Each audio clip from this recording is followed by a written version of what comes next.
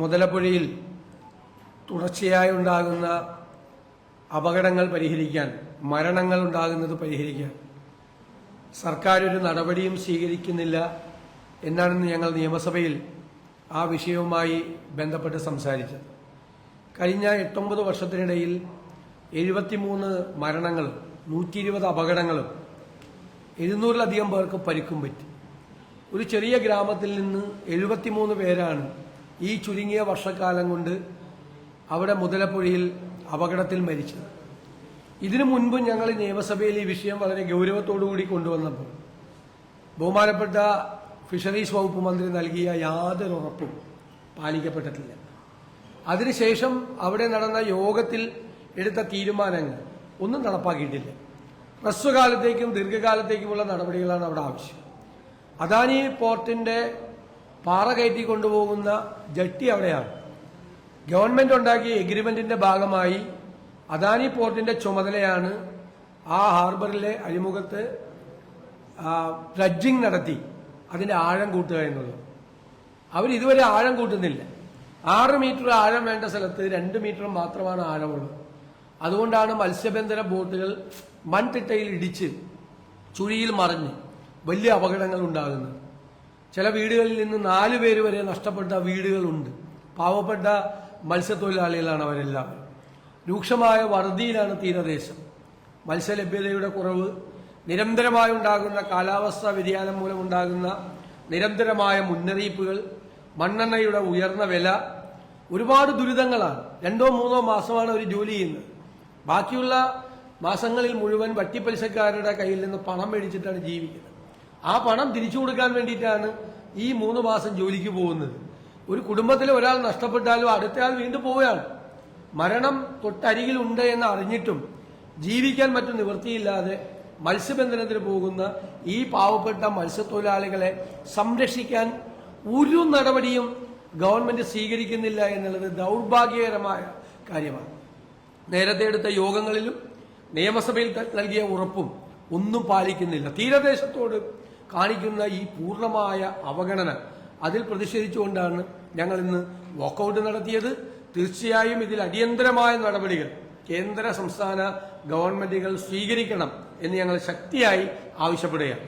തീരദേശ മേഖലയിൽ വലിയ രീതിയിലുള്ള പ്രതിസന്ധി നിലനിൽക്കുകയാണ് പലതരത്തിൽ. ഇവിടെ മുതലപ്പുഴയിൽ ഇവിടെ സൂചിപ്പിച്ചതുപോലെ ഏകദേശം 73 പേരാണ് മരണപ്പെട്ടിരിക്കുന്നത് കഴിഞ്ഞ ഏതാനും വർഷങ്ങൾക്കുള്ളിൽ. അത് വലിയൊരു സ്വാഭാവികമായിട്ടൊരു ആശങ്ക വളരെ വർദ്ധിതമായി തന്നെ ആ പ്രദേശങ്ങളിൽ നിലനിൽക്കുന്നു. ഇപ്പം മണ്ണെണ്ണയുടെ ലഭ്യതക്കുറവ്, അതിന്റെ ഉയർന്ന വില അടക്കം മത്സ്യമേഖലയിൽ നിലനിൽക്കുന്ന പ്രതിസന്ധികളുടെ പുറമെയാണ് ഒരു പ്രദേശത്ത് മാത്രം ഉടലെടുത്തിരിക്കുന്ന ഈ സർക്കാരിന്റെ അനാസ്ഥ മൂലം ഉണ്ടായിക്കൊണ്ടിരിക്കുന്ന ഈ തുടർ അപകട മരണങ്ങൾ. അപ്പം അതിനകത്ത് 2021 ഇതേ വിഷയം അടിയന്തര പ്രമേയം അവിടെ ഉന്നയിച്ചതും ഈ 2024 അത് ആവർത്തിച്ച് ഉന്നയിക്കുമ്പോഴും മന്ത്രിയുടെ മറുപടി അതേ നിലയിൽ തന്നെയാണ്. അദ്ദേഹം 5 വർഷം കൊണ്ട് പൂർത്തിയാക്കുമെന്ന് പറഞ്ഞു. ഇപ്പൊ അദ്ദേഹം 1.5 വർഷം എന്ന് വീണ്ടും പറഞ്ഞു. 1.5 വർഷം കൂടിയല്ലേ ഉള്ളൂ, അപ്പോൾ അതിന്റെ അപ്പുറത്തേക്കില്ല. അപ്പൊ അതിന്റെ അകത്ത് നിന്നുകൊണ്ട് വെറുതെ സമയം ഇങ്ങനെ നീട്ടി പറഞ്ഞ് ഓരോ അവധി പറയുന്നതല്ലാതെ അവിടെ ചർച്ചകൾക്ക് പുറമെ പ്രായോഗിക തലത്തിൽ ഒന്നും കൊണ്ടുവരുന്നില്ല എന്നുള്ളതാണ് വീണ്ടും ഈ വിഷയം സഭയുടെ ശ്രദ്ധയിൽ കൊണ്ടുവരുവാൻ ഞങ്ങൾ ആഗ്രഹിച്ചത്. അതിനകത്ത് ഗവൺമെന്റ് ഇക്കാര്യത്തിൽ സമ്പൂർണ്ണമായും പരാജയപ്പെട്ടിരിക്കുകയും മത്സ്യമേഖലയിൽ ഇന്ന് ഉയർന്നു നിൽക്കുന്ന ആശങ്ക, ആ പ്രദേശത്ത് ഉയർന്നു നിൽക്കുന്ന ആശങ്ക, അവര് ഒരുപാട് വിഷയങ്ങൾ അവർ പറഞ്ഞിട്ടുണ്ട്. മണ്ണ് മാറ്റണം, അതിന്റെ അടിത്തട്ടിലുള്ള മണ്ണ് മാറ്റം അടക്കമുള്ള അടിയന്തര വിഷയങ്ങൾ പറഞ്ഞിട്ടുണ്ട്. അതിന്റെ താൽക്കാലിക പരിഹാരമല്ല, ശാശ്വതമായ പരിഹാരമാണ് ഉണ്ടാവേണ്ടത്.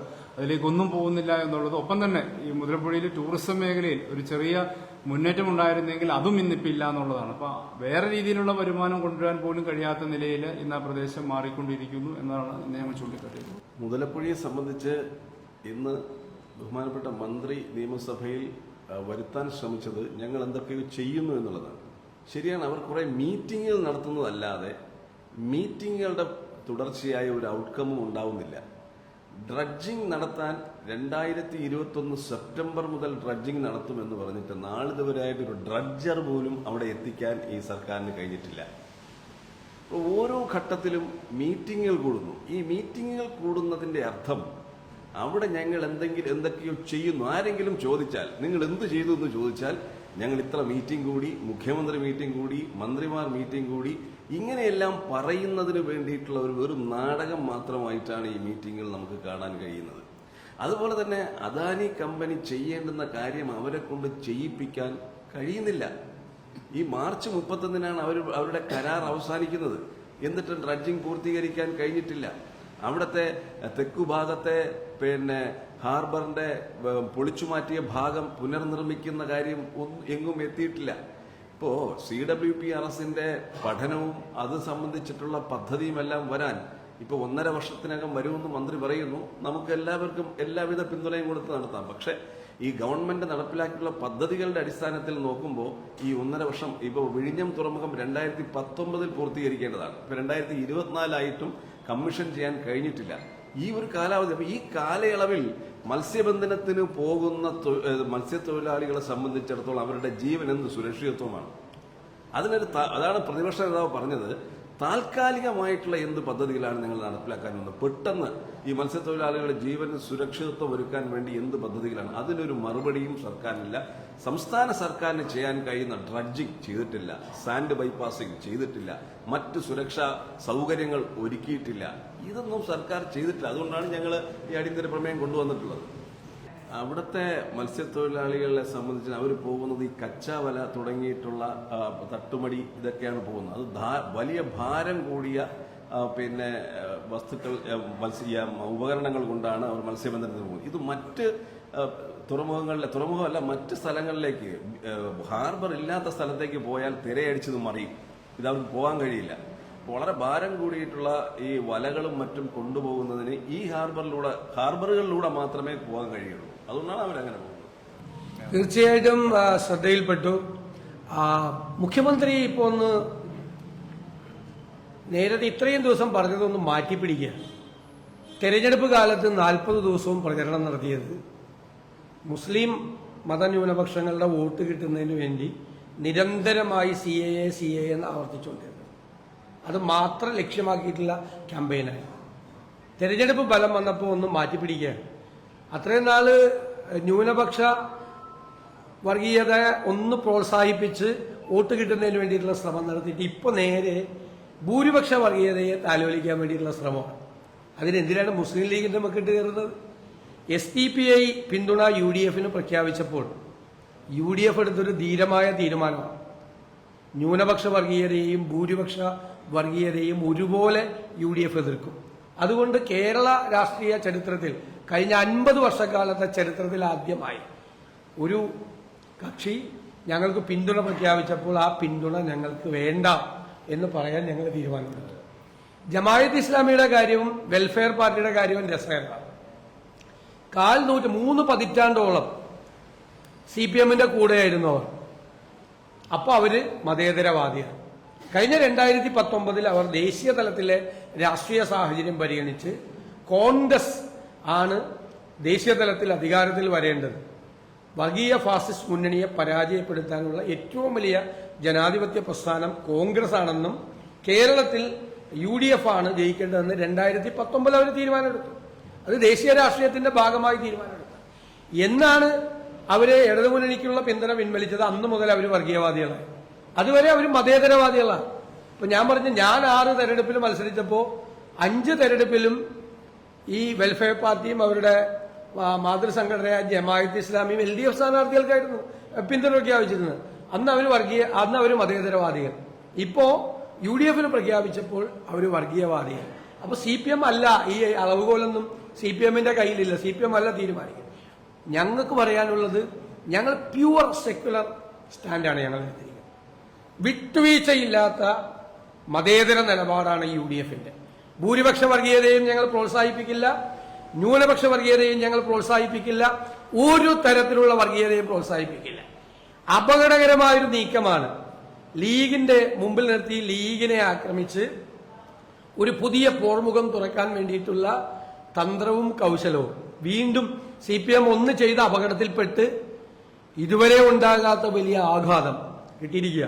14 ജില്ലകളിൽ CPIയുടെയും CPMന്റെയും ഇപ്പൊ കേരള കോൺഗ്രസിന്റെയും യോഗങ്ങളിൽ നടക്കുന്നത് ഈ സർക്കാരിനെതിരായിട്ട് കഴിഞ്ഞ 3 വർഷക്കാലം കേരളത്തിലെ പ്രതിപക്ഷം നിയമസഭയ്ക്കകത്തും പുറത്തും പറഞ്ഞിരുന്ന അതേ കാര്യങ്ങൾ പാർട്ടി പ്രവർത്തകര് നേതാക്കളുടെ മുഖത്ത് നോക്കി ചോദിക്കുകയാണ്. നിങ്ങൾ വരുന്ന വാർത്തകൾ നോക്ക്. ഞങ്ങൾ പറഞ്ഞിരുന്ന അതേ കാര്യങ്ങൾ. നിങ്ങളുടെ മുൻഗണന എന്താണ്? നിങ്ങൾ എന്തുകൊണ്ട് പെൻഷൻ കൊടുത്തില്ല? നിങ്ങൾ എന്തുകൊണ്ട് പാവപ്പെട്ടവരുടെ കാര്യം ശ്രദ്ധിക്കുന്നില്ല? നിങ്ങൾ എന്തുകൊണ്ട് അഴിമതി കാണിക്കുന്നു എന്നൊക്കെ ഞങ്ങൾ ചോദിച്ച ചോദ്യം ഇപ്പോൾ CPIM-ന്റെയും CPI-യുടെയും കേരള കോൺഗ്രസ് എമ്മിന്റെയും ഒക്കെ പ്രവർത്തകർ, അവരുടെ താഴെത്തട്ടിലുള്ള നേതാക്കൾ ഈ നേതൃത്വത്തെ, ഇടതുമുന്നണി നേതൃത്വത്തെ ചോദ്യം ചെയ്യാം.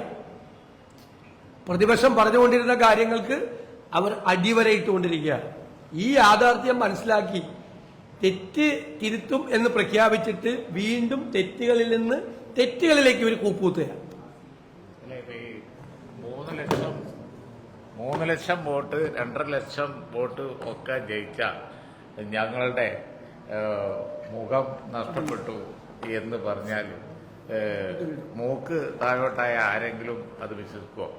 മാത്രമല്ല, ഞങ്ങളുടെ ശക്തി കേന്ദ്രങ്ങളിലൊക്കെ ഉണ്ടായ വമ്പൻ ജയം ഞങ്ങൾക്ക് മുഖം നഷ്ടപ്പെട്ടിട്ടില്ല. ഈ പാർലമെന്റ് തെരഞ്ഞെടുപ്പ് വരുമ്പോൾ ഓരോ പരീക്ഷണങ്ങൾ അവതരിപ്പിച്ച് യഥാർത്ഥത്തിൽ നഷ്ടപ്പെട്ടിരിക്കുന്നത് അവരുടെ മുഖമാണ്. ഇപ്പോ കഴിഞ്ഞ ഇതിന്റെ മുമ്പുള്ള പാർലമെന്റ് തെരഞ്ഞെടുപ്പിൽ പൊന്നാനിയിൽ ഒരു ഷോ ഉണ്ടായിരുന്നു. ഇപ്പോൾ പ്രതിപക്ഷ നേതാവ് പറഞ്ഞതുപോലെ അന്ന് ആ സ്റ്റേജിൽ ഷോക്ക് അവതരിപ്പിച്ചത് ഒക്കെ ഒന്ന് ഓർത്താൽ മതി, നമ്മൾ പുറകോട്ട് ഓർത്താൽ മതി. അപ്പൊ ഇത്തരം ശക്തികളെയൊക്കെ എല്ലാ കാലത്തും ഞങ്ങൾ ഭൂരിപക്ഷ വർഗീയതയോട് മാത്രമല്ല, ന്യൂനപക്ഷ വർഗീയതയോടും അതുപോലെ തന്നെ തീവ്രവാദത്തോടും ബാക്കി കാര്യങ്ങളോടും ഒന്നും ഒരു കാലത്തും സന്ധി ചെയ്തിട്ടില്ല. നേരെ മറിച്ച് മാറി മാറി വന്ന തെരഞ്ഞെടുപ്പിലൊക്കെ അഡ്ജസ്റ്റ്മെന്റ് നടത്തിയിട്ടുള്ളത് അവർ തന്നെയാണ്.